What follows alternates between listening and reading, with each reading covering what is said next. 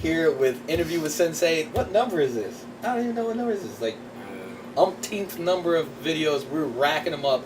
If you haven't seen the old ones, you can always go back and check those out. Real informative, awesome videos with us in it. You know, they're awesome just because we're in it. Joking. But great to be back here with Sensei as always. And our topic for the night is the new video that just got posted to Facebook and YouTube. If you haven't gone there yet, check out Sogobujutsu at YouTube, or you can do Niji Gekenru, or you can do Lehigh Valley Warrior Arts. Yeah, it's easy to do Sogobujutsu. I'm sorry, YouTube.com/Sogobujutsu. There you go. Check it out. It's really, really awesome. It's what is it, Sensei? Let's ask you. It's a look at one technique. That was the plan. You know, we were taping after class one night, and we still, even though I've explained what Sogobujutsu is, even though we have a large textbook that explains very detailed as to what it is, people still ask. So, what we did was to really describe it, I figured it would be nice to take a look at it. Oh, he's got it there. And we're going to take a look at it, guys! Woo! All right. So, excitement. Let's check it out. So you can watch it while I talk. How about that? There you go. So what we did was we just grabbed... Can you take the volume off Sure. of that thing? Cool. Yes? Awesome. So what we did was we just grabbed one technique, and it was Tehana Nage. And what we did was we tried to explain how the art works. How everything is applied to everything else. One concept that I feel is lacking in other martial arts is this concept of, well, for instance, like from here, you know, when Brian, this technique, you know, fellow martial arts instructor, this technique is from this point here. When he throws this punch, I do this, right? And sometimes you'll see martial artists say, okay, well, when he throws this punch and then he goes to throw the punch and they go, oh, not that punch, the other punch. You know? Because if he threw that punch, I would do something different. I've heard that so many times. I've also heard, you know, from this technique is off of a grab. What do you mean this technique is off of a grab? What does that mean? You know, that's what I want to know. If you're practicing the technique off of a grab because you want to teach a newcomer the technique, that's fine. But the technique can't be off of a grab. The technique has to be off of anything and everything. If the technique is off of a grab, what are the chances that that person is going to grab? Out of all of the possibilities of attack, he could stab you, and that stab could have a lot of, it could be a downward stab, it could be a thrust, it could be a jab, it could be a swinging, you know, haphazard thing, it could be a very calculated thing. It might not be a stab, it might be a thrust, it could be a punch, it could be a kick, it could be a bite, it could be a headbutt, it could be a lunge, the person could be running at you, he could grab you here, all over the place. He could grab the back of your head and try and force your eyeballs through your skull with his thumbs. It is limitless. For argument's sake, let's say there are 1,000 attacks that the person could do. For argument's sake. I'm sure there are more than that. But let's say there's... Now, if it's off of a grab, let's say you grab me here, and I'm training a specific technique off of this grab. Now, I know what to do when a person grabs me. But if this doesn't work, if this technique doesn't work when the person switches the grab, then what I'm essentially doing is training backwards.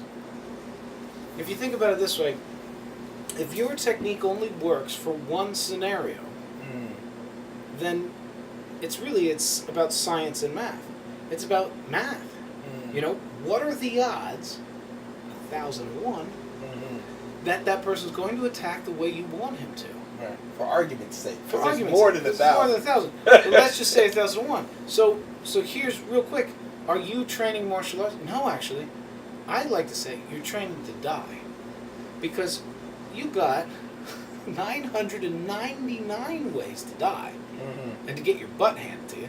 And you've got one way of possible success. Hey, let's give it to them. Let's say definite success. It's still not a good way. I would not play those odds. I wouldn't either. I'm not a betting man. No, you but will not see me at the Sands going to the table with those kind of odds. That's just not a game I want to play. No, the house will win. But let's take a look. Now that sounds like a silly and ridiculous argument. But what I did in this video, the plan was to show no matter what I'm holding, if I'm holding different weapons, I do the technique. No matter what attack is coming, and I think I limited the attack to like a punch because I didn't want to go too crazy. Maybe we need follow-up videos in which the person grabs a billion different ways and, use the same technique no matter what. No matter what. Yeah. That's probably going to be... That's going to be the next video. Number 2. Number 2. Getting ready. Put your money where your mouth is. Yeah. Number 2. That's what you should put. That would be the title. Putting our money where... Anyway. Yeah. But the point is that... the point is that martial arts is structured in a very weird way in our society.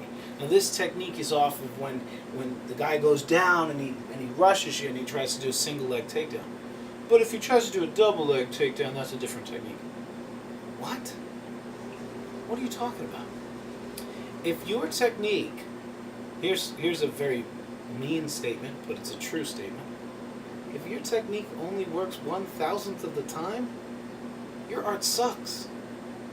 You're not training good martial arts. Mathematically speaking. You're just not. Yeah. That's a mean thing to say. But it's honest. That's the truth.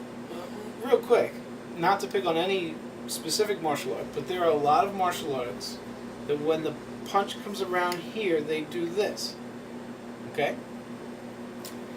Now, will that block work if it's an uppercut? Will that block work if it's a grab? Will that block work if it... You know what I'm saying? If that hand has a knife in it. Will it work? Is it a good idea to expose your wrists like that? Oh, thank you!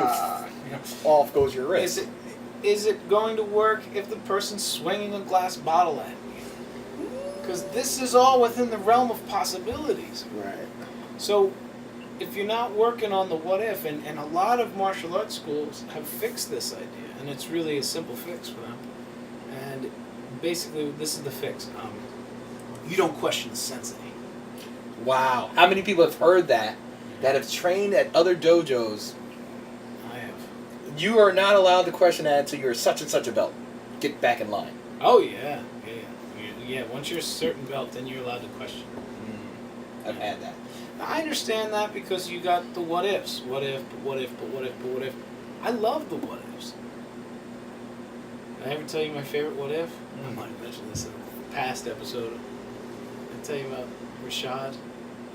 No. I love what ifs. I've always loved what ifs. Please give me the what ifs, Well, what if it was two guys sensei? Oh, well, see, it still works. This is how it works. Well, what if I didn't grab? What if I punched? It still works. Let me show you. Well, what if you thought it was a punch and I actually kicked? It still works. Let me show you. Well, what if I had you handcuffed with one arm and I threw, two punches and, combination punch? It still works. Let me show you. And Rashad kept trying. He's coming up with different things. What if I had a baseball bat? It still works. I'll show you. So, what if... And he's thinking really hard. Okay, all right. He goes, what if the other arm didn't have a fist? What if it was a chainsaw? Look at that. All right. Well, let's explore that option, Chainsaw is within the realm of possibilities, so let's do it. So we're working on it, and I said, see, I'm pretty confident that I can still pull this off if your one arm had a chainsaw attached to it. And he goes, all right, Sensei. He goes, and he's a young kid, he's pretty young. And he says, what if it wasn't a man? What if it was an alligator? He said that? Yeah, they go, come on, Rashad.